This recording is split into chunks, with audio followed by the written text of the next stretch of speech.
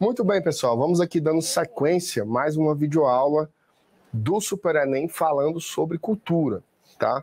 A gente terminou ali, nosso último momento, falando um pouco sobre cultura popular, que era a cultura produzida pelo povo, tá? E aí, meus amigos, vem a chamada cultura de massas. A cultura de massas, ela parece com cultura popular, porque ela também é popular, mas aí tem uma dimensão bem diferente, por isso eu conservei aqui o mesmo slide. Se a cultura popular é a cultura produzida pelo povo, a cultura de massas é a cultura produzida para o povo, certo? Conseguem perceber a diferença? Cultura popular produzida pelo povo, cultura de massas produzida para o povo. Aqui, na cultura popular, pode ser a sua quermesse, né? Aquela festinha que você faz ali, que junta o pessoal da sua rua. Isso é popular, tá? Cultura de massas, Hollywood. Os grandes filmes dos grandes estúdios, as grandes gravadoras que fazem aquele single que vai tocar no seu juízo freneticamente todo santo dia. Isso é cultura de massas. É quando você transporta elementos culturais, objetos culturais para dentro da indústria. O que é a indústria, né?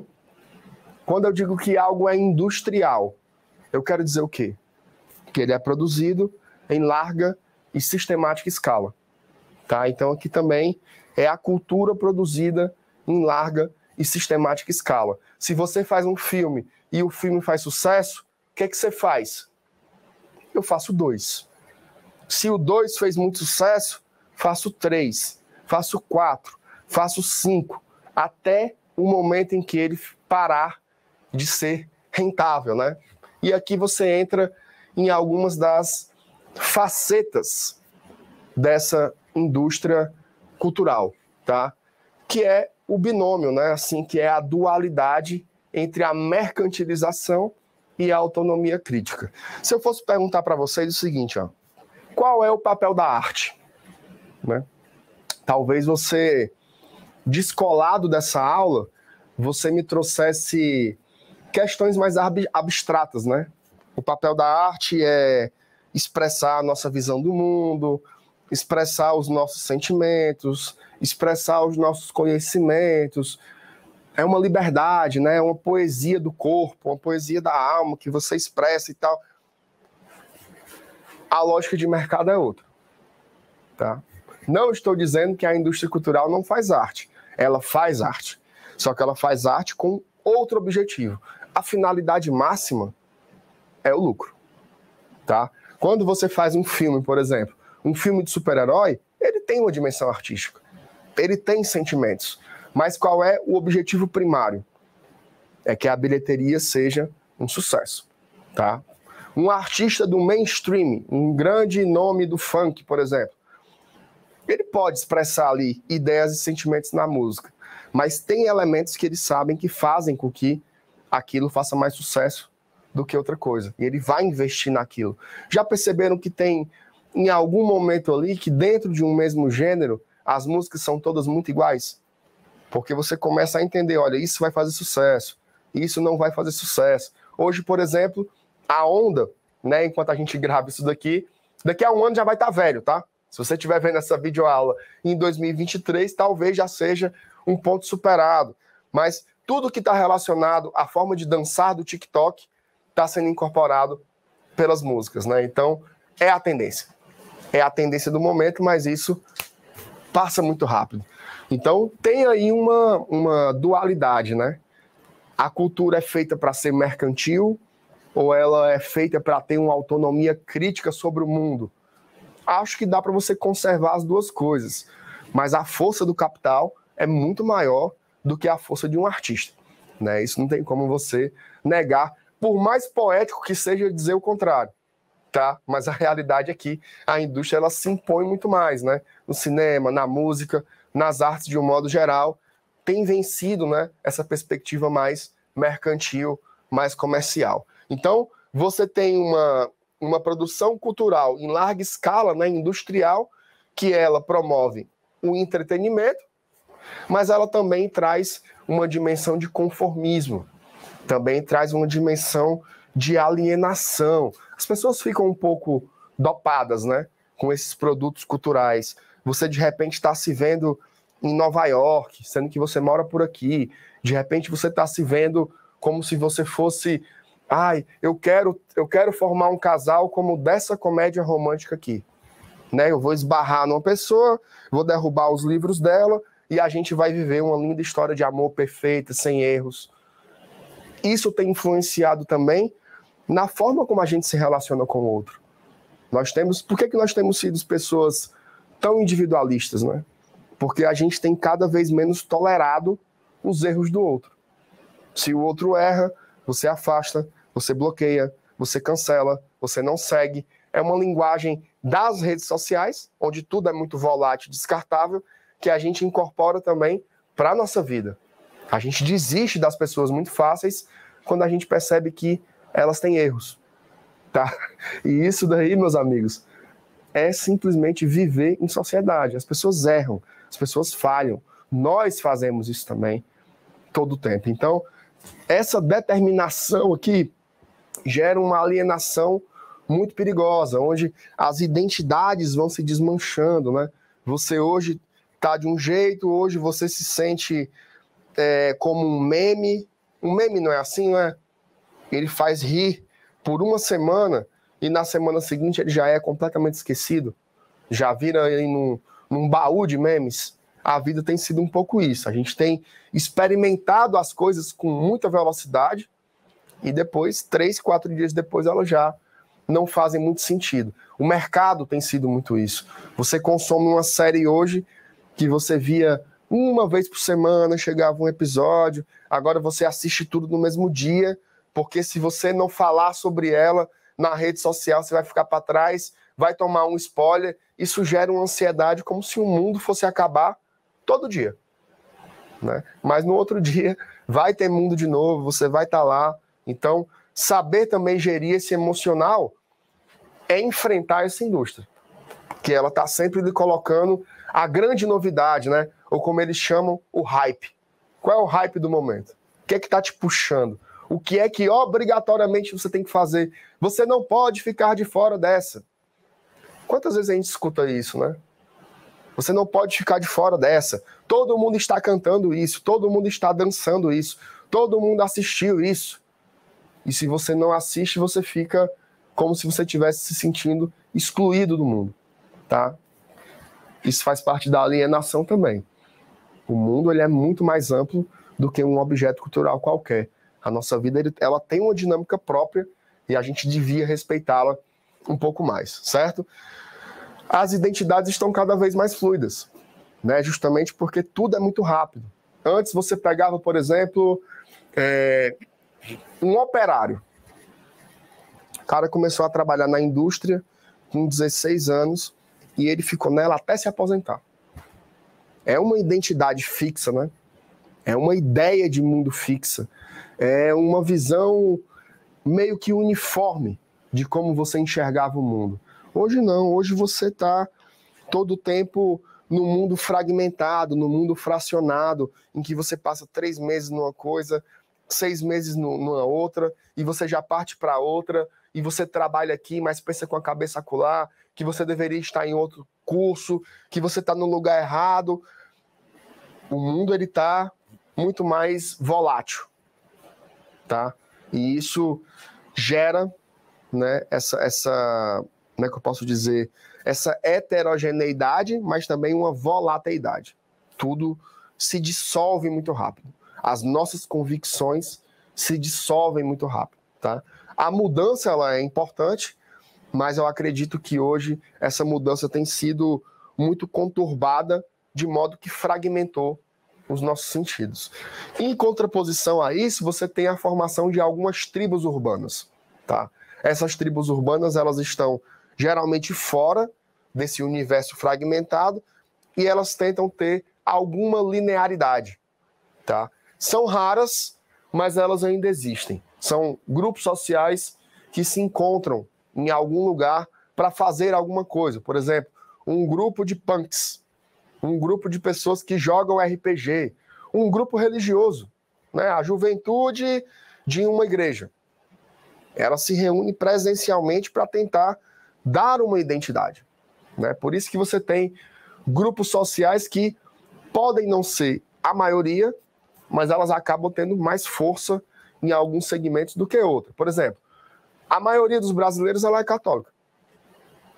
Mas dentro do catolicismo à brasileira, você tem uma coisa chamada católico não praticante, que talvez seja uma boa expressão dos católicos do Brasil. Você tem 25% de evangélicos. E você raramente encontra os evangélicos não praticantes. Então, eles são menores em quantidade, mas eles são mais coesos, mais organizados, têm uma visão mais estratégica sobre o mundo, sobre a sociedade, sobre como intervir na política, na assistência social, no cultivo da sua fé, na pregação dessa fé. Isso faz com que tenha mais força. Então, muitos desses grupos aqui, eles são menores, mas eles, por serem sólidos, né, eles têm uma visibilidade maior dentro de uma sociedade. Tudo e ao mesmo tempo agora, né? Esse é o mundo em que a gente está inserido. O ser humano sempre teve, né, esse desejo de ubiquidade. Se você pega a história das mudanças tecnológicas, sempre está permeando ali um desejo de estar em todos os lugares ao mesmo tempo. O ser humano sempre teve esse fetiche pela onipresença, pela simultaneidade, né? E aí, conhecer, por exemplo, o que foi o telégrafo. Você pega ali nos anos 30, como é que uma Copa do Mundo chegava no Brasil? Vinha lá uma mensagem do telégrafo, que ela chegava da Europa para o Recife, né, que é uma cidade geograficamente mais perto de lá, vinha por cabos transoceânicos, chegava aqui, o cara lia a mensagem do telégrafo em praça pública e as pessoas sabiam o que estava acontecendo no jogo da Copa. De 15 em 15 minutos chegava um telégrafo ali de 2 linhas. 30 minutos do segundo tempo, partida segue 0-0. Isso era incrível. Isso era incrível na época, dava aquela sensação de tempo real. E aí foi evoluindo, né? Veio o rádio como grande veículo de comunicação, depois a televisão, né? A Copa do Mundo de 70, ela teve essa perspectiva de trazer ali em tempo real o que estava acontecendo para os brasileiros, né? Foi a Copa que o povo melhor experimentou. Mesmo que o televisão ainda fosse caro, já começou a se popularizar. Tinham as TVs públicas e comunitárias que as pessoas podiam se juntar também para ver os jogos. Só que tudo isso foi potencializado numa escala incomparável quando veio a internet, né? A partir ali do final dos anos 70, a internet ela começa a se desenvolver e hoje você que está vendo esse vídeo talvez seja uma pessoa que não conheceu o mundo analógico, né? Você já nasceu nessa dimensão do mundo digital, da revolução digital, onde essas tecnologias elas tomaram conta da nossa vida de uma forma irreversível. Hoje mudou a forma de você consumir. Eu quero comprar uma geladeira. Dificilmente a primeira coisa que você faz é ir lá numa loja de eletrodomésticos.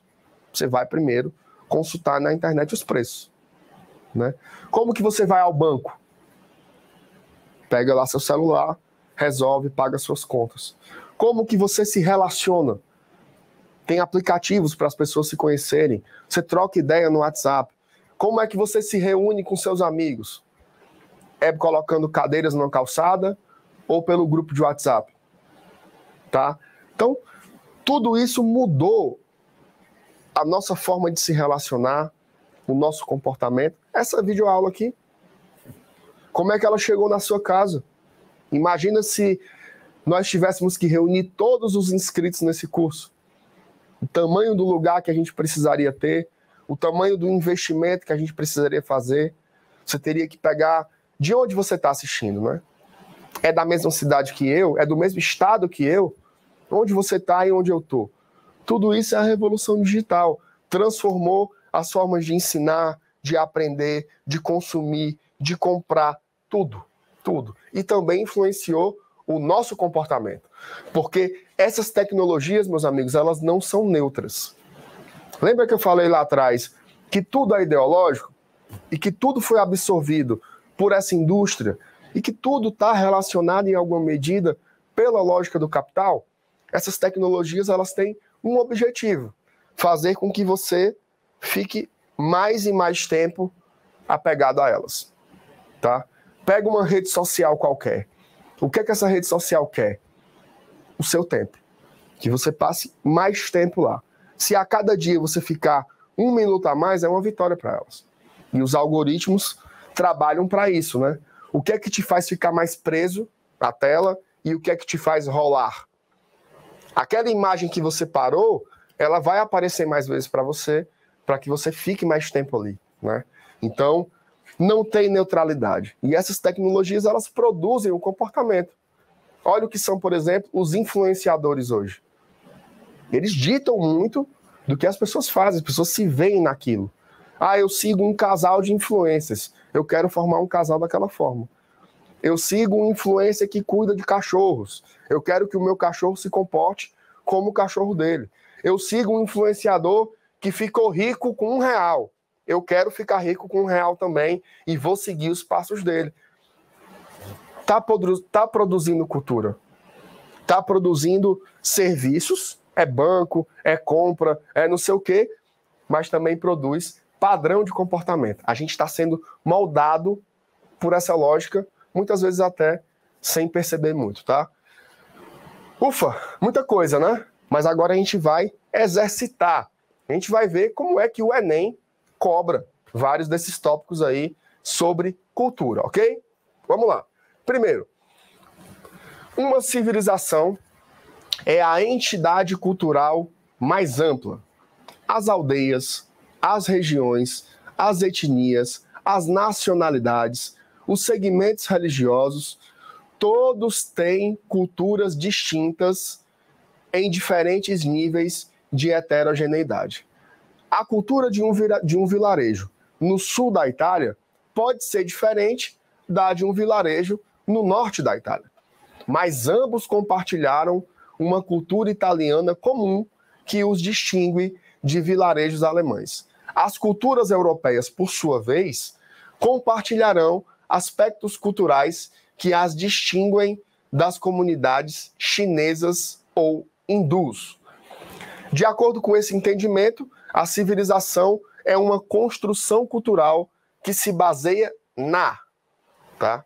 A civilização é uma construção cultural que se baseia Item A, a temporalidade dos valores universais. Essa a gente pode riscar, né? Essa não tem absolutamente nada a ver. Não é sobre isso que se fala. Primeiro que os valores universais, eles são mudados constantemente, como a gente já viu por aqui, né? E essa ideia de universalidade também ela é bastante etnocêntrica, né? Qual é o valor universal? Os valores, eles são particulares, né? Globalização de um mundo contemporâneo. Essa pode até ser uma casca de banana, mas não é exatamente sobre isso que a gente está falando. Fragmentação das ações políticas. Também não tem a ver com o texto que está sendo mencionado aqui. Centralização do poder estatal, muito menos, tá? Não tem nenhuma relação com as ideias colocadas no texto. E aí você tem identidade dos grupos sociais, tá? É sobre isso. A civilização se baseia na identidade dos grupos sociais. Vamos para a próxima. É amplamente conhecida a grande diversidade gastronômica da espécie humana. Frequentemente, essa diversidade é utilizada para classificações, olha só, depreciativas, tá? Você usa a diversidade para fazer classificações depreciativas. Assim, no início do século, os americanos denominavam os franceses de comedores de rã. Os índios Kapor discriminam os timbiras, chamando-os pejorativamente de comedores de cobra. E a palavra potiguara pode significar realmente comedores de camarão. As pessoas não se chocam apenas porque outras comem coisas variadas, mas também pela maneira que agem à mesa, os hábitos, né? Como utilizamos garfos, surpreendemos-nos com o uso dos palitos pelos japoneses e das mãos por certos segmentos de nossa sociedade. Esse é um texto do Roque Barros Laraia. Aí vem o enunciado. O processo de estranhamento citado, com base em um conjunto de representações que grupos ou indivíduos formam sobre os outros, tem como causa. A gente vai procurar a causa desse estranhamento que produz depreciações. Tá? A. Reconhecimento mútuo entre povos. É o contrário. B. Etnocentrismo recorrente entre populações. Pode ser. Vamos guardar aqui. C. Comportamento hostil em zonas de conflito. O comportamento é hostil, mas não tem relação com zonas de conflito.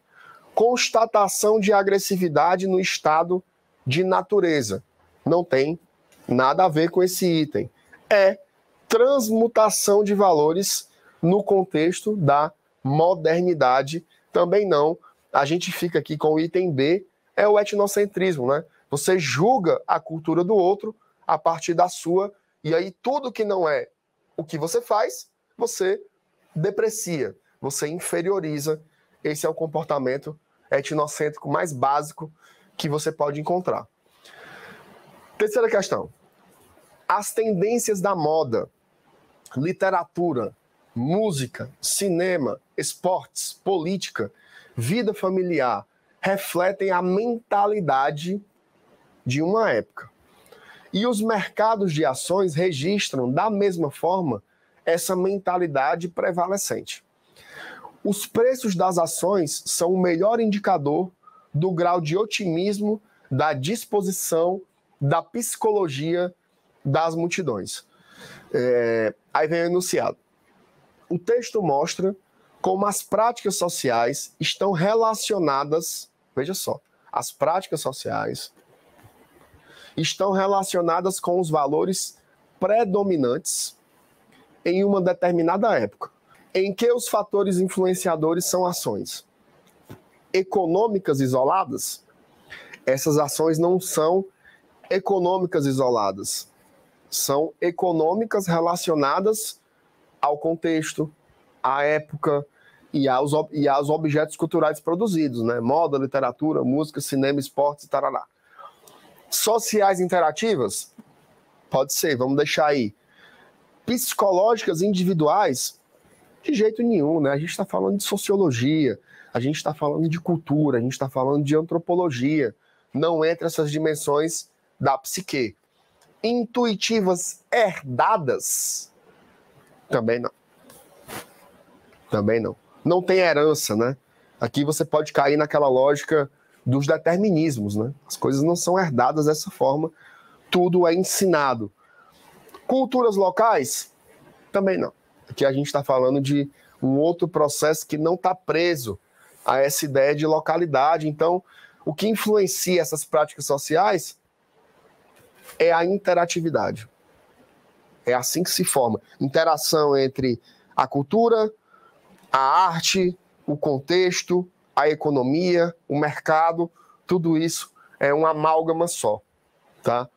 Por fim, a nossa quarta questão aqui diz o seguinte: o cidadão norte-americano desperta num leito construído segundo o padrão originário do Oriente Próximo, mas modificado na Europa setentrional antes de ser transmitido à América. Sai debaixo de cobertas feitas de algodão, cuja planta se tornou doméstica na Índia. No restaurante, toda uma série de elementos tomada de empréstimo o espera. O prato é feito de uma espécie de cerâmica inventada na China. A faca é de aço, liga feita pela primeira vez na Índia do Sul. O garfo é inventado na Itália medieval. A colher vem de um original romano. Lê notícias do dia impressa em caracteres inventados pelos antigos semitas, em material inventado na China e por um processo inventado na Alemanha. É um mundo plural, é um mundo global. A situação descrita é um exemplo de como os costumes resultam da assimilação de valores de povos exóticos. Não, tem nada a ver com valores de povos exóticos. Aqui tem Itália, né? Tem França, tem... Assim, não é caracterizado como exótico nem pela lente etnocêntrica, tá? Experimentação de hábitos sociais variados. Pode ser, fica nessa dúvida aí. C. Recuperação de heranças da antiguidade clássica. Não tem nada a ver, aqui você tem uma pluralidade de exemplos muito além desse período aqui. D. Fusão de elementos de tradições culturais diferentes. Esse pode ser também. E. Valorização de comportamento de grupos privilegiados.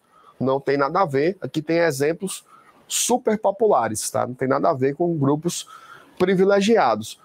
Ficamos entre o B e o D. O que é que muda aqui basicamente de um para o outro? É experimentação ou fusão, tá? E aqui o que se encaixa melhor é o item D.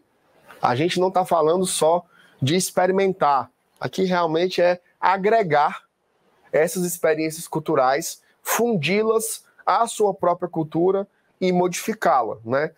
O garfo, a faca, o prato, isso já entrou no nosso complexo cultural, já faz parte do nosso dia a dia. Então, é a fusão de elementos de tradições culturais diferentes, ok? Espero que você tenha gostado de mais uma videoaula aqui de Sociologia. A gente vai continuar, tem muito estudo pela frente ainda. A gente vai continuar se preparando para fazer o melhor Enem possível, ok? Um abraço a todos e até lá.